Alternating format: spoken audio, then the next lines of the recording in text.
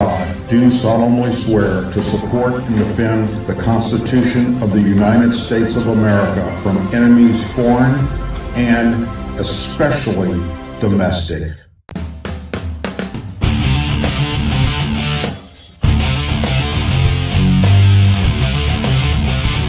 I, Douglas Ducote, an American patriot by the grace of God, do solemnly swear to support and defend the Constitution of the United States of America from enemies foreign and especially domestic.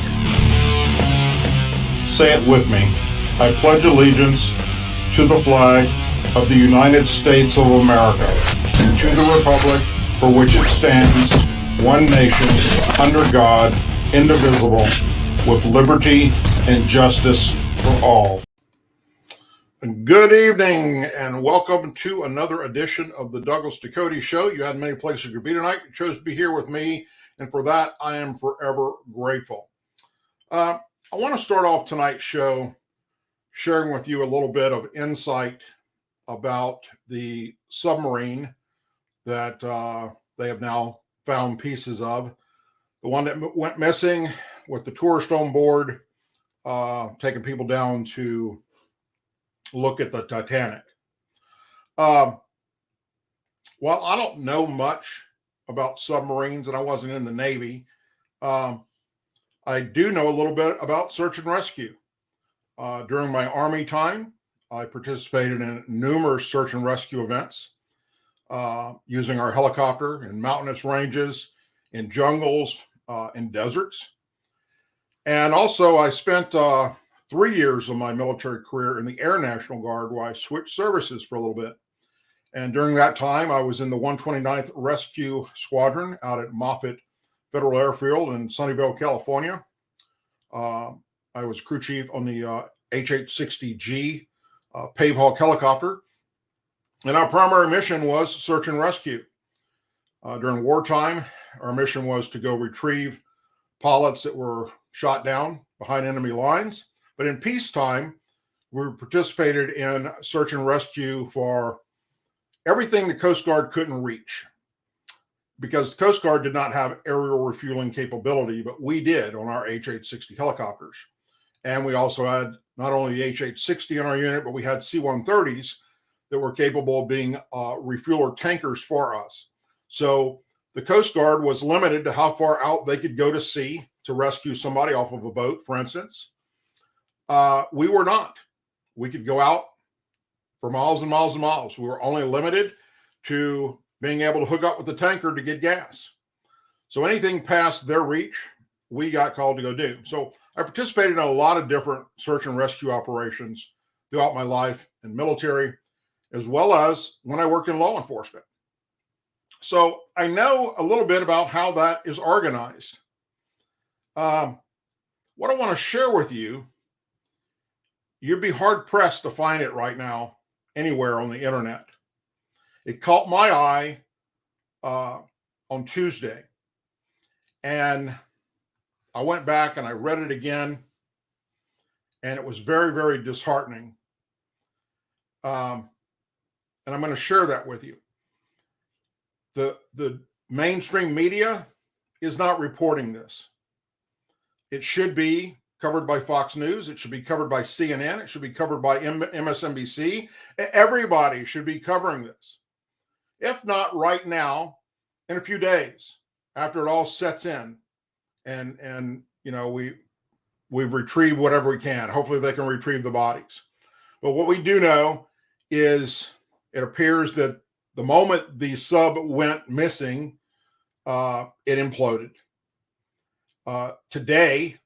Today, 5 days after it went missing, the first ROV capable of going to the ocean floor and viewing what's down there found the wreckage of this submersible. So they probably died instantly, and God rest their souls. Now, here's what this story is about. It's about failure of leadership. This search and rescue operation was handled and directed by the United States Coast Guard out of Boston, Massachusetts. They were the lead search and rescue organization to coordinate with the other search and rescue organizations in French and Great Britain and Iceland and all the different pieces that come together to go out there and assist in helping find this sub. What you do in this situation is the very first thing that should have happened. Very first thing is ask the question, what submersibles are available that can go to the depth of the Titanic? And where are they? And what is it going to take to get them on location ASAP? Because what they theorized was either it surfaced and was out floating in the ocean somewhere and it needed to be found, or it was possibly hung up in the rigging of the Titanic and stuck there, and they needed to be rescued and pulled out of that wreckage and brought back to the surface. So the very first thing that should have been done is, what assets do you have available to do that? At the same time, you need air assets, because you need aircraft looking over the waters to see if maybe it surfaced. You need surface ships. And the Coast Guard did that. They deployed with these other assets, ships, and aircraft. But today, 5 days later, finally we had eyes on the ocean floor. How is that possible that it took 5 days? When we know there are approximately 6 companies across the globe that have ROV capability to dive to the Titanic. They've done it before. A couple of them with the ability to help rescue anything attached to the Titanic stuck with cables and things like that they can pull it out. Mechanical arms that they can operate. Not to mention subs that have the submersibles that have the capability with men in them or women to go to those depths and look for this submersible at the same time that your assets are on the surface with ships and airplanes. Now, I want to read you what was reported on Tuesday that caught my eye. A remotely operated vehicle capable of winching the stricken submersible Titan out of the Atlantic was blocked from joining the rescue mission by the United States government, according to the Telegraph, and it was reported on Tuesday, June 20th. And if you Google the Telegraph and go to Tuesday, June 20th, you can see exactly what I'm fixing to share with you. A team from Deepwater Specialist Magellan Limited had been waiting to leave an airport in the Channel Islands since 7 p.m. on Monday, within hours after that sub went missing. But approval for takeoff was never given. The Guernsey-based firm produced the first full-size digital scan of the Titanic last summer, the largest underwater project of its kind, as 2 submarines put together 700,000 images of the wreck. So not only do they have the capability of going down there and helping and assisting, but they've already done it. They've been there. They've mapped the entire Titanic with their submersible.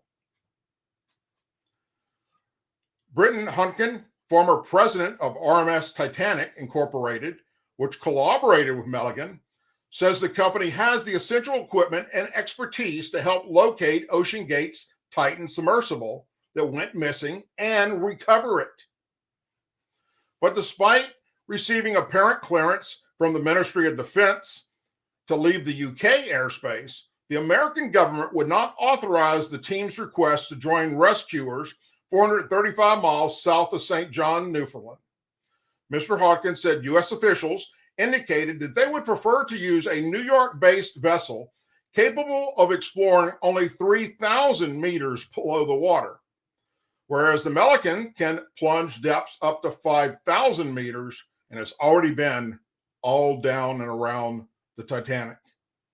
He added Milligan's remotely operated vehicle was unique and that it was likely the only asset available that had a winch capability that could hook on to this submersible down there if it was hooked up into the breeze, pull it free, and help it get back to the surface of the ocean. It could also detect signals and send them above. Mr. Hawkins said the desperate situation was painful to him as he described Paul-Henri Nergarlet, a French reporter, to be among those on the submersible as a personal mentor, he told Telegraph. We have British, French, and U.S. citizens on board, and every minute counts. This was not a rational decision by the U.S. Coast Guard and the United States government. This is the only asset we have with a winch, and the guys are experts in this area. Why not run both vessels, the one in New York and ours? The more help we can get, the better. And denying us means you are giving up on every opportunity that you have to save human lives. These are irreplaceable human beings. Mr. Harcourt said he was hopeful the 7-strong team would have been able to fly out to join the mission later that day or on Tuesday, but the U.S. Coast Guard refused their request. His pleas were echoed by David Connican, an advisor to OceanGate. The people who lost the sub, they wanted this guy to deploy his assets. Mr. Connican told News Nation, they are the same group, the experts that did the advanced survey of the Titanic last year. They know everything about it. They were all mobilized and ready to go within hours of the report of the sub missing. They were sitting on the airport tarmac with all their equipment ready to go on an airplane. We even had a ship at Newfoundland that was ready to take them to the site once their plane landed. We have people whose lives were at stake. You have to move now. We have assets that were ready to go, and they were just sitting there waiting. Even Brandon Williams, a Republican congressman and a former Navy officer, had called for the U.S. to deploy a submarine, nuclear submarine, or manned submersibles that the Navy has that can reach that location. All of this fell on deaf ears. Now, sadly, as we know now, it wouldn't matter to rescue. This thing imploded and killed everybody on board, probably immediately when it went missing and was no longer responding to the surface. There's now reports out today that U.S. submarines in the area, actually their acoustical systems picked up the explosion when it happened. And that was never relayed to the people involved in the search. But why did the U.S. Coast Guard deny this company, not knowing what the outcome was going to be, the people that were capable, if it was actually stuck in the rigging of the Titanic? And by the way, it's already happened before, where ROVs have been stuck in the rigging, even submersibles with humans on board, where the currents pushed them into the propeller area and they were jammed in there. And it took them quite a while to unstick themselves and get back to the surface. It's a very hostile environment down there. So this was briefly asked today by a reporter during the Coast Guard press briefing. Why did they not deploy these other assets? And basically the answer they gave was unacceptable. It was that this was a operation that required a lot of assets and a lot of planning and a lot of thought to go into what's the best way to do things. And basically he laid out this whole mission plan of how we should do things. As if they sat down for a day to look at this scenario. What are the assets we're going to need and where are they at? But yet there was no urgency involved in going to what do you need immediately? And that's a no-brainer. Immediately. You need aircraft on the surface, you need ships on the surface, and you need ROVs that have the capability to go Titanic depth. Immediately. And that existed. Why did the U.S. Coast Guard not let them go to that site? Now, I don't want to start a conspiracy theory here, but what the hell happened? Why?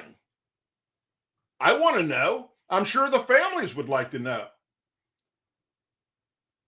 Again, it wouldn't have mattered because they're dead.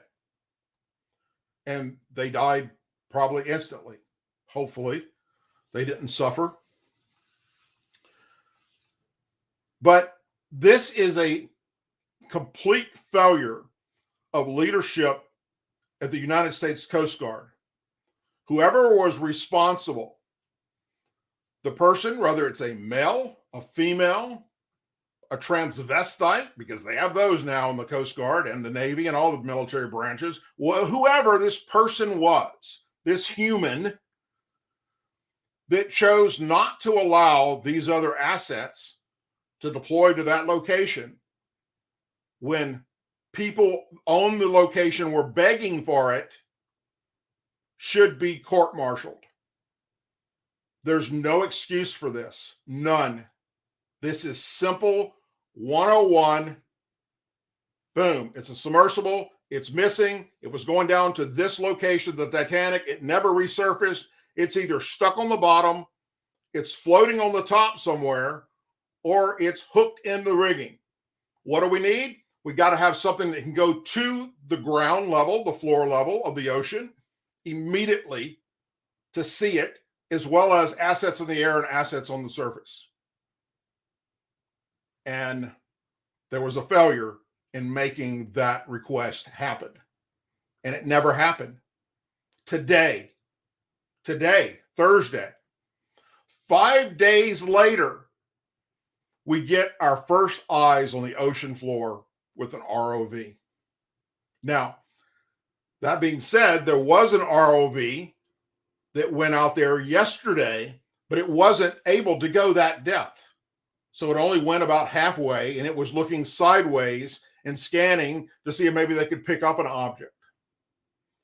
But getting eyes on the Titanic and where they thought it was, that happened today, finally. And that vehicle, had those people still been alive, guess what? Wasn't capable of doing anything but waving at them. While still all along, the one that was capable of assisting was never authorized to go there. I want to know the answers to that. And I do believe that everyone should want to know the answers to that. And I hope that you will share this video wherever you can once this show's over with, to let people know that someone at the Coast Guard, our Coast Guard, United States of America's Coast Guard, needs to answer to this complete failure in mission planning for a search and rescue operation. The Coast Guard is great at what they do. They have amazing, absolute amazing men and women that serve and risk their lives daily. As I speak right now, there's someone in the Coast Guard risking their lives to rescue someone out at sea or off a mountain. Yet, the people in leadership at the command post failed. Where was the failure? Who's responsible? They need to be held accountable. And I suggest you also take that to your members of Congress and your senators in your state and say, I want to see somebody held accountable for this, because this never should happen again. Nothing we can do for these guys, But the time will come where this will happen again, or something similar to it. And you need people in positions to make command decisions that have a little bit of thinking outside the box and basic common sense. And in this case, it appears that didn't happen.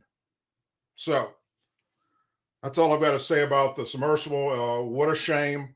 Our hearts, our thoughts, our prayers need to be with the families at this time as they grieve the tragedy. And hopefully, maybe we can recover the bodies.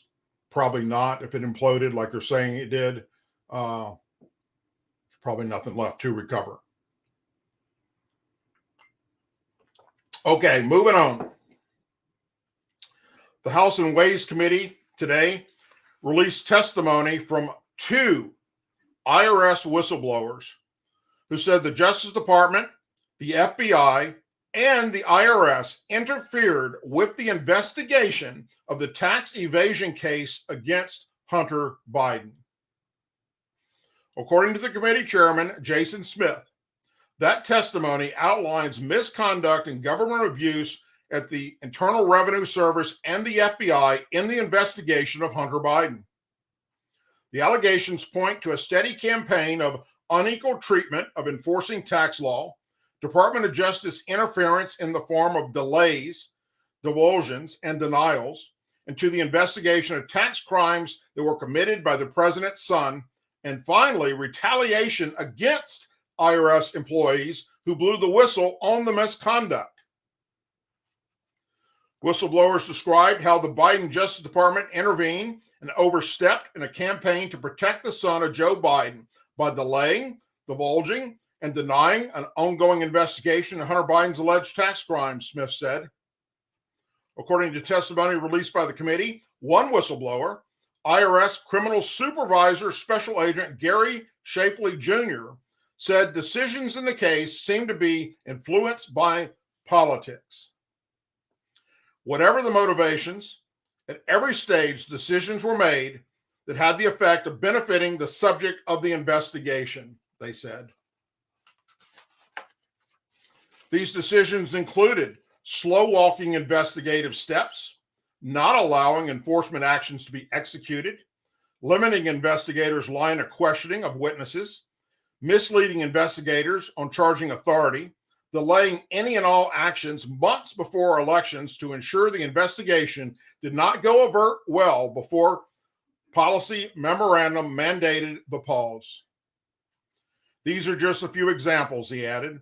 Shapley, who oversaw the IRS probe into the president's son, said the IRS obtained a WhatsApp message that was dated July 20th of 2017 from Hunter Biden to a man by the name of Henry Zheho, who the New York Post previously reported is a Chinese Communist Party official and CEO of Harvest Fund Management. I'm sitting here with my father, Hunter Biden text, and we would like to understand why the commitment made has not been fulfilled. And we're talking about money paid to them for whatever operation they were involved in that we still don't know to this day that the House is trying to figure out what their business dealings were to get $5 million. Tell the director they would like to resolve this issue now before it gets out of hand. And now means tonight, Hunter Biden wrote. And Z, if I get a call or a text from anyone involved in this other than you, Zhang, or the chairman, I will make certain that between the man sitting next to me and every person he knows and my ability to forever hold a grudge that you will regret not following my direction. That's Hunter Biden in a text message. I am sitting here waiting for the call with my father. Shapley testified that communications like that message made it clear we needed a search of the Biden's house and Delaware residence where Hunter Biden was staying at the time. It was denied. However, Shapley testified that Assistant United States Attorney in Delaware, Leslie Wolf, told him, Optics were a driving factor in the decision on whether to execute a search warrant. Optics. No optics raiding Mar-a-Lago, but optics raiding Hunter Biden. She said a lot of evidence in our investigation would be found in the guest house of former Vice President Biden, but said there is no way we will get that approved, she testified. The news comes days after the Justice Department announced that Hunter Biden will plead guilty to 2 misdemeanor counts of unlawful failure to pay federal income tax as part of a deal that is expected to keep him out of prison. The younger Biden also agreed to enter into a pretrial diversion agreement regarding a separate charge of possession of a firearm by a person who is unlawful user of or addicted to a controlled substance. He was on meth and crack and cocaine. In response to the committee's release, the Justice Department said in a statement on Biden's case, as both the Attorney General and the U.S. Attorney David Weiss have said, U.S. Attorney Weiss has full authority over this matter, including responsibility for deciding where, when, and whether to file charges as he deems appropriate. He needs no further approval to do so. Questions about his investigation should be directed to the U.S. Attorney's Office for Delaware. This case will go before a judge next month, and the judge can accept the plea deal that Hunter entered into or deny it and send him to prison. We will find that out soon. This case is about tax evasion charge only. Has nothing to do with the ongoing investigation into Hunter and Joe Biden's China and Ukraine deals that by all optics appear to be criminal in nature. The gun-related charge will be dealt with via pretrial conversion.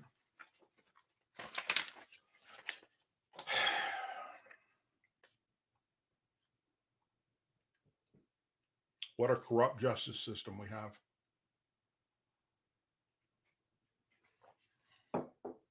Special counsel John Durham has been testifying in front of Congress over the past several days, answering questions about his bombshell report on the FBI's botched handling of Donald Trump's alleged Russia collusion in 2016, and what Americans heard in the hollow halls of the Capitol should chill them to the core.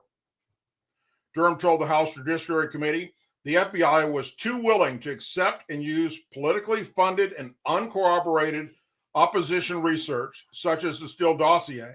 The FBI relied on the dossier and the FISA application warrants, knowing there were likely material or originated from a political campaign or political opponent, Hillary Clinton, and whose political campaigns, you might ask, was funneling this false information to the FBI. Why? That would be Hillary Clinton's 2016 presidential opponent to Donald Trump.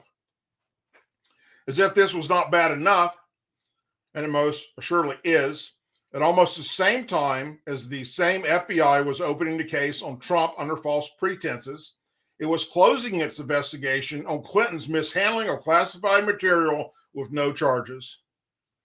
In the report, Durham called the treatment of Democrat Clinton and Republican Trump markedly different, which is a nice way of saying it stinks to high heaven. Put bluntly, according to Durham, the FBI had ample evidence to believe that the dirt dug up on Trump was coming from Clinton's campaign, that it was opposition research, not the product of a legitimate investigation, but they did not care. In another stunning revelation, we learned that the original head of Crossfire Hurricane, as the probe into Trump was known, was never shown key information that pointed to the Clinton campaign as the source. They hid that.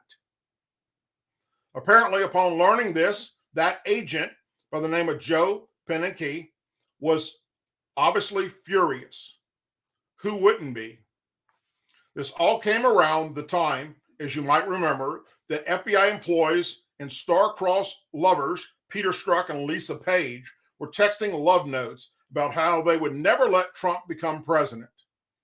Democrats on the committee, who had no curious whatsoever about the Durham report, even though the FBI itself admits wrongful doing and says it has made corrections, spent the morning basically attacking Durham, assaulting the witness.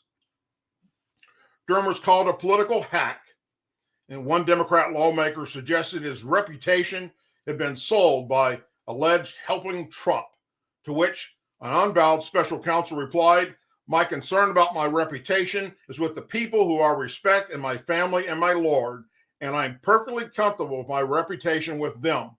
And that sent the audience in the hearing cheering and clapping.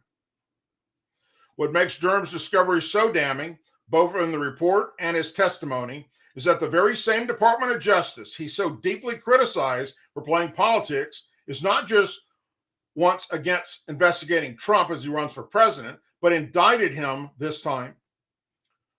Think about that.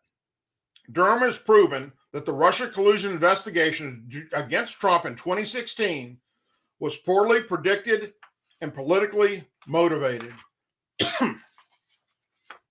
Why should any American have the slightest bit of faith that anything has changed? Maybe if Democrats took this matter remotely seriously, if they were able to admit the wrongdoing, as the FBI has done, then we would start to rebuild faith in these institutions. But instead, committee Democrats ignored it and amazingly used their time to continue their fratical harping about Trump and Russia. As committee chairman Jim Jordan put it, 6% of Americans now believe there is a double standard. 60% of Americans now believe there is a double standard at the Justice Department. You know why they believe that? Because there is. That has got to change. The United States is in uncharted waters. The leading GOP candidate for president is heading to a federal trial that could lead to him campaigning from a jail cell, and the majority of Americans do not trust the agency running that case. That is frankly terrifying. Thankfully, Republicans, including many who aren't named Trump, are sitting up, taking notice, and promising to deliver change.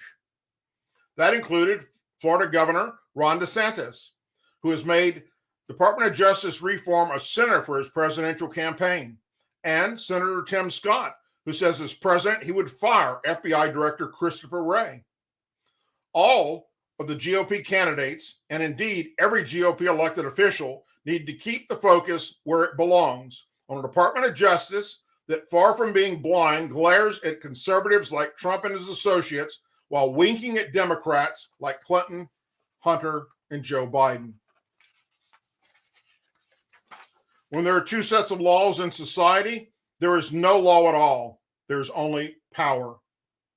John Durham has shown beyond a shadow of a doubt that this is exactly what is going on in the Department of Justice. And if that doesn't change, then nothing else will ever change.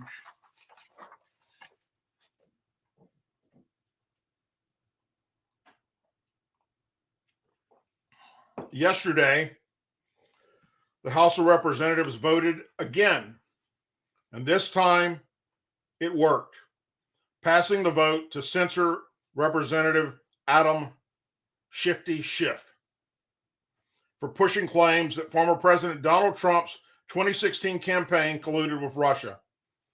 A vote that made Schiff just the third member of the House to be censored since the turn of the century. The resolution passed 213 to 209 in a vote. Every Republican voted for it except for 6 who voted present.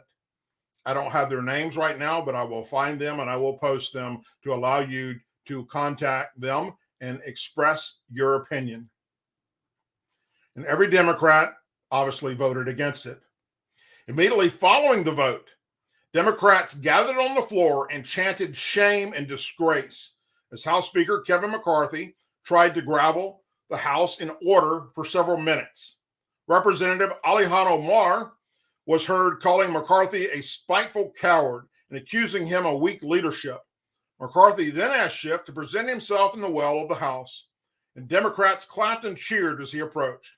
After being interrupted several times by Democrats, McCarthy said, "I have all night to do this." Schiff then stood in the well in the House as required by the resolution, and then was hugged and cheered by dozens of Democrats who surrounded him.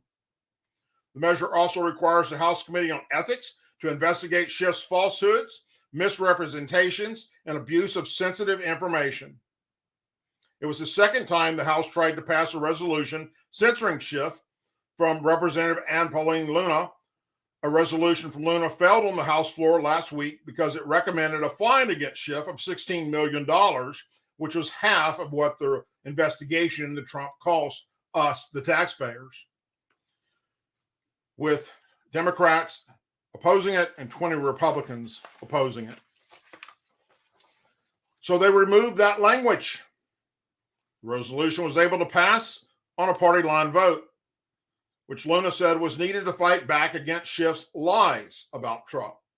As chair of the House Intelligence Committee, Adam Schiff launched an all-out political campaign built on baseless distortions against a sitting United States president, and at the expense of every single citizen in this country and the honor of the House of Representatives. With access to sensitive information unavailable to most members of Congress and certainly not accessible to the American people, Schiff abused his privileges, claimed to know the truth, while leaving Americans in the dark about his web of lies, lies so severe that they altered the course of this country forever. Schiff spoke in his own defense on the House floor and thanked Republicans for bringing the resolution forward again. To my Republican colleagues who introduced this resolution, I thank you, that pompous ass little bitch said. You honor me with your infamy. You flatter me with your falsehoods, Schiff said. You, who are the authors of a big lie about the last election, must condemn the truth tellers, he said. And I stand proudly before you. Your words tell me that I have been effective in the defense of democracy, and I'm grateful.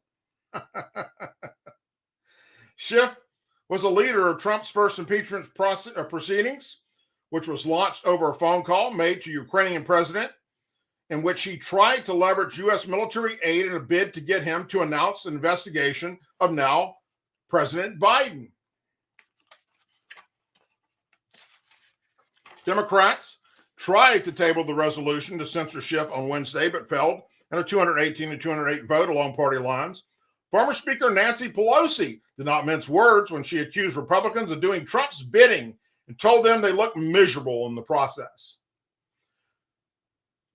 Take a look in the mirror, Nancy. You're looking pretty damn bad yourself. The other side has turned this chamber where slavery was abolished, where Medicare and Social Security and everything were instituted. They've turned it into a puppet show, Pelosi said.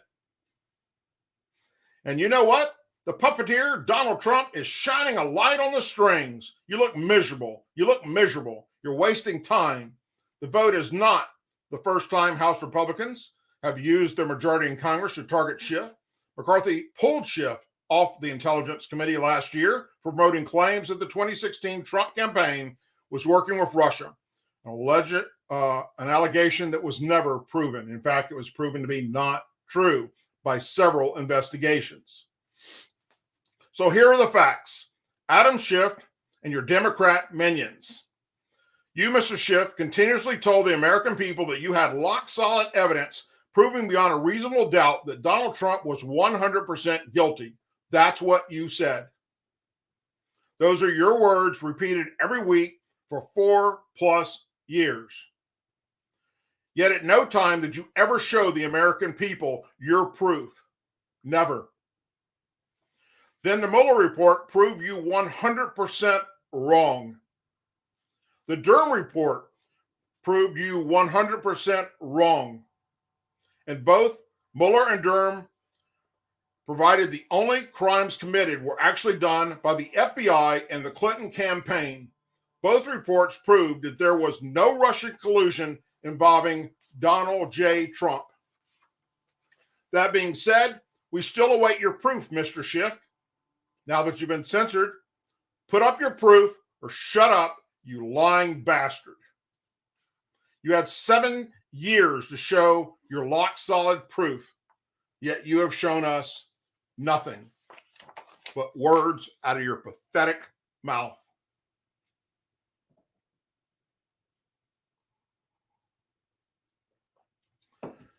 Joe Biden, once again, is mocking American gun owners.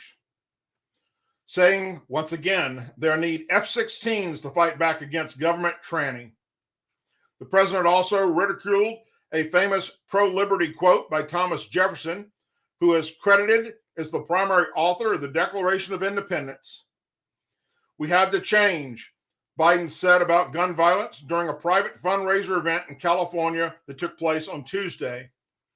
"There's a lot of things we can change because the American people, by and large, agree you don't need a weapon of war.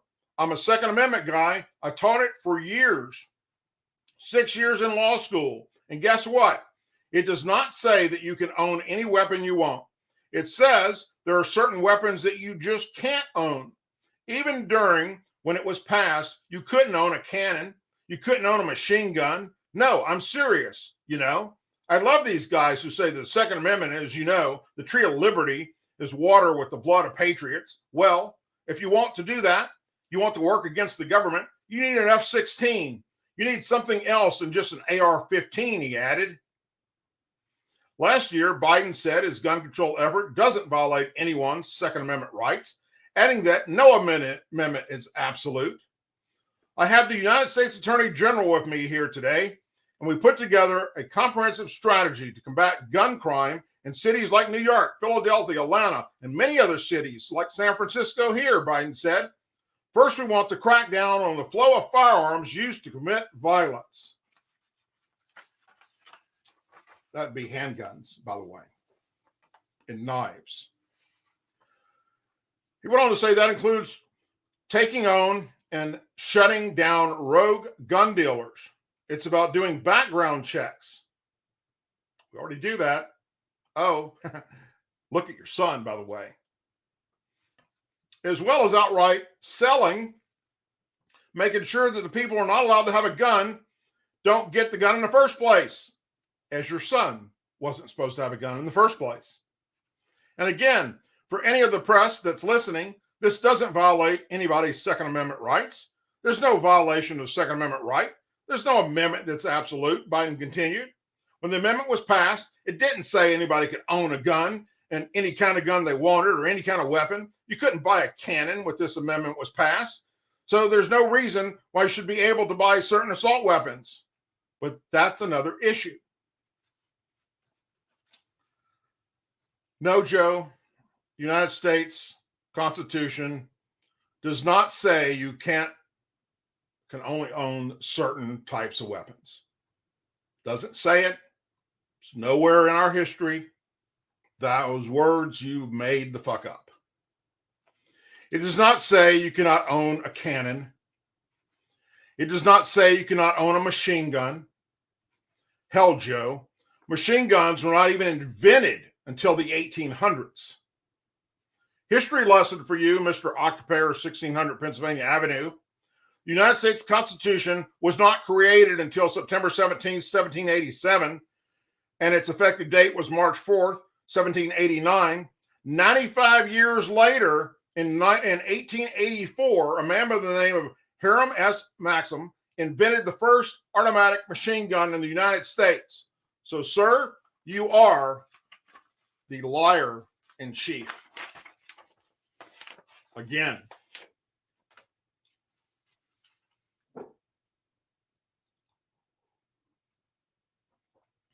A new poll shows that a majority of Americans support the prospect of direct military intervention in Mexico to confront the cartels that are smuggling unprecedented amounts of drugs and illegal immigrants into the United States.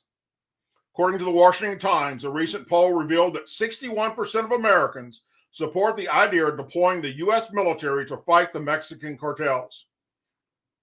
Additionally, a poll conducted in May showed that 53% of Americans support the deployment of the U.S. military across the border into Mexico. The recent TIP and Daily Mail survey found support for military intervention at the southern border from Democrats, Republicans, and independents. Survey showed that 70% of Republicans and 58% of Democrats support the idea of using the United States military to fight the cartel. Kill the bastards. As the 2024 GOP presidential primary race heats up, Republican leaders are calling for the use of the military force to address the southern border crisis. Both Senator Tim Scott and former President Donald Trump have announced their intention to mobilize U.S. military forces against the Mexican cartel if elected president in 2024. Scott has pledged to take efforts to fight against the cartel until they cease to exist. I will freeze their assets. I will build a wall. I will allow the world's greatest military to fight these terrorists because that's exactly what they are, he said.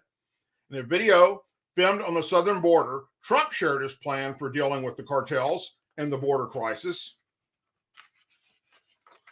Trump said, I will impose a full naval embargo of the drug cartel and deploy military assets to inflict maximum damage to cartel operations, former president said.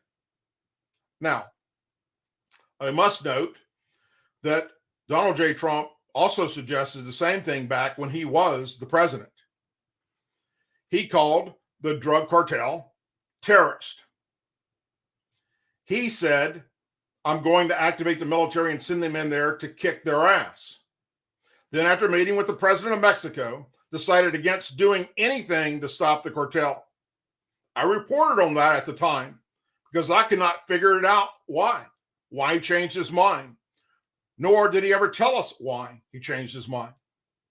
How do you go from agreeing with the American population, agreeing with law enforcement, agreeing with the Border Patrol, agreeing with the FBI and the Department of Justice that the drug cartel are terrorists? That's what they are. President Trump said he was going to label them terrorists and send our military in there to kick their ass and be done with this. Then he met with the Mexican president and then changed his mind, and it was over with, dropped, and was never brought up again until now. While the idea of using the U.S. military to combat cartel has received support from some top Republican leaders, others such as Representative Michael McCurry, the chairman of the House Foreign Affairs Committee, argued that while deploying the military to handle the border crisis sounds great, it could easily backfire. What you end up doing is you're essentially declaring war against Mexico and would have widespread ramifications, he said. There are ways to deal with the cartel, including other operations not quite so public. According to the Washington Times, some experts are hesitant about the idea of deploying the military against the cartel because they believe a war against the cartels would involve U.S. troops fighting extensively in Mexico, which is not supported by the Mexican government. Mexican president previously spoke against the idea, saying, we're not going to prevent any foreign government to intervene in our territory. Sounds to me like you need to be taken out as a dictator because you're supporting the cartel. I can tell you this much as a fact. During President Reagan's term, he used our military to fight the drug cartels in Mexico as well as Central and South America. I know personally because I was part of several deployments to do just that. So it has been done before and it should be done again. Use our military to stop the cartel or build a damn wall. It's a no-brainer. U.S. officials say China and Cuba are working together to negotiate a new joint military training facility. Guess where? Yeah. Sparking major concerns that Chinese troops could be stationed less than 100 miles from the U.S. shores. If the facility is built, the two countries will likely join joint training drills. The Wall Street Journal reported Tuesday that discussions between China and Cuba regarding the proposal of a military training facility on the northern coast of Cuba have reached an advanced stage, but have not concluded yet, according to U.S. intelligence. According to the Wall Street Journal, the Biden administration has attempted to contact Cuban officials in an effort to stall the deal between China and Cuba. U.S. officials told the Wall Street Journal that the proposed military training facility in Cuba is convincing but fragmenting classifying intelligence. The Wall Street Journal added that U.S. officials and policymakers presented different levels of alarm regarding the new report. Earlier this month, the Wall Street Journal reported that China and Cuba had agreed on the establishment of an eavesdropping site in Cuba. However, the report was labeled inaccurate by the Biden administration. Nevertheless, just days after the administration labeled the report inaccurate, the White House declassified intelligence that publicly confirmed China had, yes, intelligence collected facilities in Cuba since at least 2019. Fox News reported Tuesday that some U.S. officials view the report on China's action in Cuba as a geographical response to the relationship between the United States and Taiwan. Cuba and Taiwan are each located roughly 100 miles from the United States and China. The Wall Street Journal reported that both current and former U.S. officials believe a new joint military facility in Cuba could provide China with an opportunity to house troops permanently on the island, which would increase China's ability to collect crucial intelligence against the United States. Officials from the Wall Street Journal that the most concerning revelation is that the proposed facility is part of the Project 141 by China's People's Liberation Army, which aims to expand China's global military base and network of support. U.S. officials have indicated that China and Cuba currently have 4 joint eavesdropping locations already in Cuba. We're monitoring and responding to the People's Republic of China attempts to expand its military or security presence around the world, and we watch closely how the PRC's actions impact the United States, a State Department spokesman told the New York Post. Our experts assess that our diplomatic efforts with Cuba have slowed the PRC down. We think the PRC isn't quite where they had hoped to be. The State Department spokesman told the New York Post that the United States continues to be concerned about China's ongoing activities in Cuba. PRC will keep trying to enhance its presence in Cuba and will keep working to disrupt it. They said, we have to protect the ongoing work our diplomats and intelligence and security professionals have been able to do.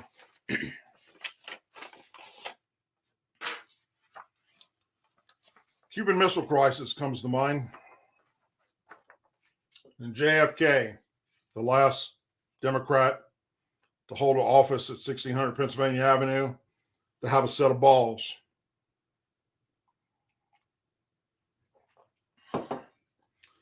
I, for one, have been very critical of Democrat mayors in major metropolitan cities across America.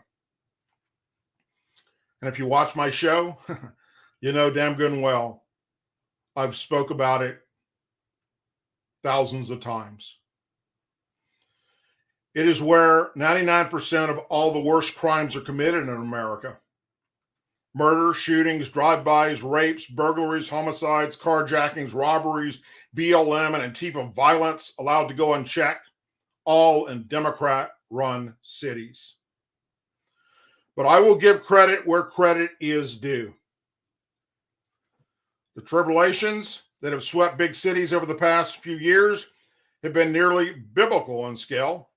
A pandemic, racial strife, rising homelessness, a surge in violent crime, which is why municipal elections across the map in New York, Chicago, Los Angeles, Baton Rouge, New York, Philadelphia, among other cities, have been especially continuous and ideological.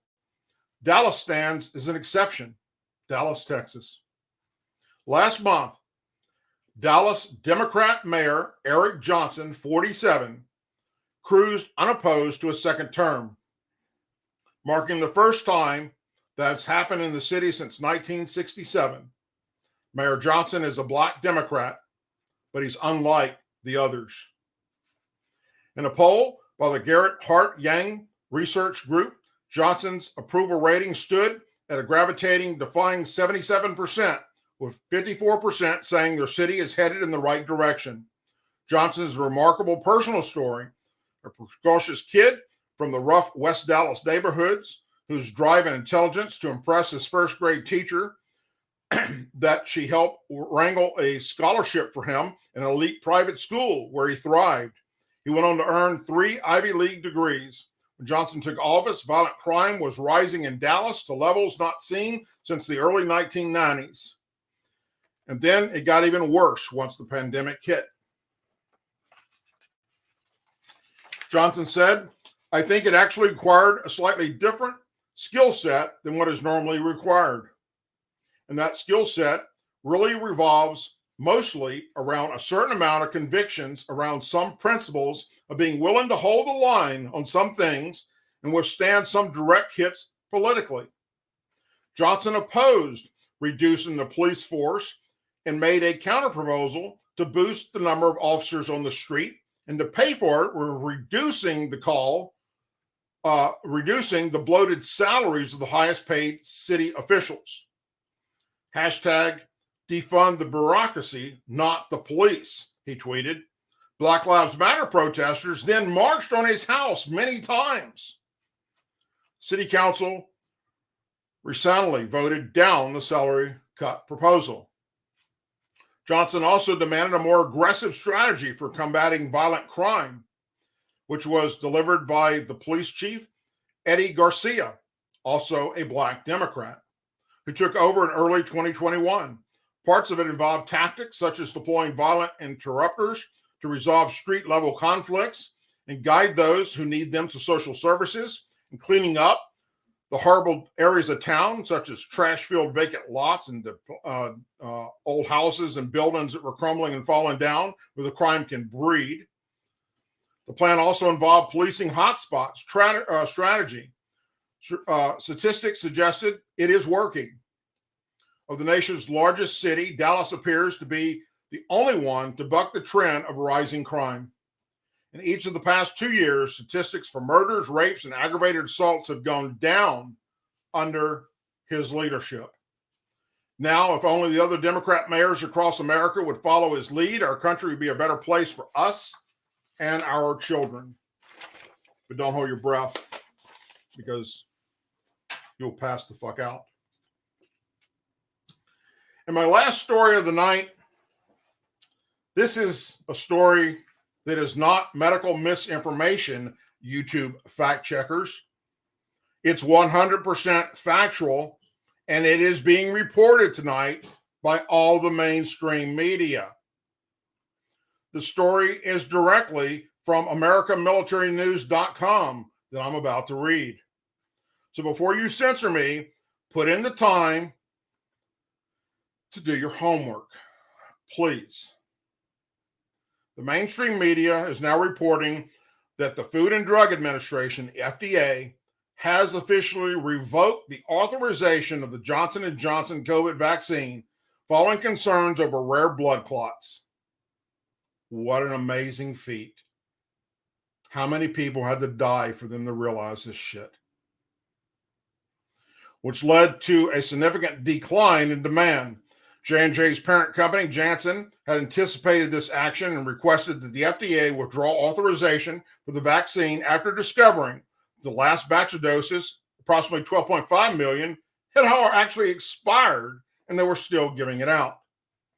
To date, nearly 231 million Americans have received either one dose of the J&J vaccine or 2 doses of the mRNA vaccines from Pfizer or Moderna. Vaccine fatigue has set in across the country, with many Americans frustrated by the realization that vaccinations don't guarantee immunity. Dr. Peter Marks, director of the FDA Center for Biologics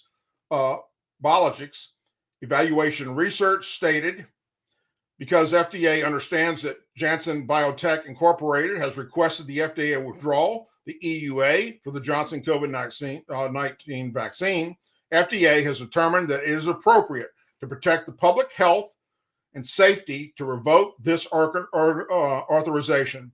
Compared to other vaccines approved for the U.S., the J&J vaccine has been administered to a small percentage of the population, thank God.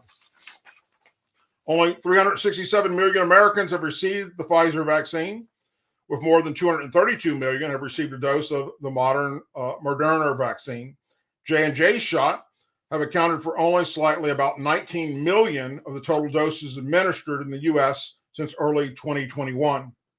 Since its introduction in February 2021, Johnson & Johnson vaccines have been marked by controversy. By that time, over 2.1 million mRNA shots from Pfizer and Moderna had already been administered, establishing them as the preferred options. Shortly after receiving emergency use authorization from the FDA, Johnson & Johnson vaccine faced scrutiny due to a small but increasing number of severe blood clotting disorders in people and individuals who received that vaccine, and they died. TTS is characterized by the formation of blood clots along with significant low platelet counts, impairing the body's ability to prevent bleeding from wounds. Symptoms typically manifest within 4 to 42 days after receiving the vaccination. fact, not medical misinformation. J&J is no longer authorized to participate in the COVID-19 vaccination program. End of discussion. Stick a fork in it. Folks, you have any place to be tonight? Chose to be here with me, and for that, I'm forever grateful. If you haven't already done so, please like, subscribe to this channel. Also, tell your friends and family about it. Especially reach out to your members of Congress about what we started to show off with about the Coast Guard. Let them know that somebody needs to be held accountable for their failure. In the description of this show, once it goes up permanently, as well as all my videos, you can see where you can follow me on social media platforms. Follow me there, or follow you back. That's how this works. That's how we spread conservative news across America. As always, please say a prayer for our men and women serving in the United States military, our veterans, our law enforcement officers, our first responders and their families, our Angel families, our Blue and Gold Star families, and our country. And if you do not know what Blue and Gold Star families are, or Angel families, please look that up, because they need our support now more than ever, because this current administration is literally pissing on the graves of their loved ones, and that is unacceptable. Good night, everyone. Have a wonderful and blessed weekend, and I'll see you again right back here next Tuesday at 8 p.m. Central Time.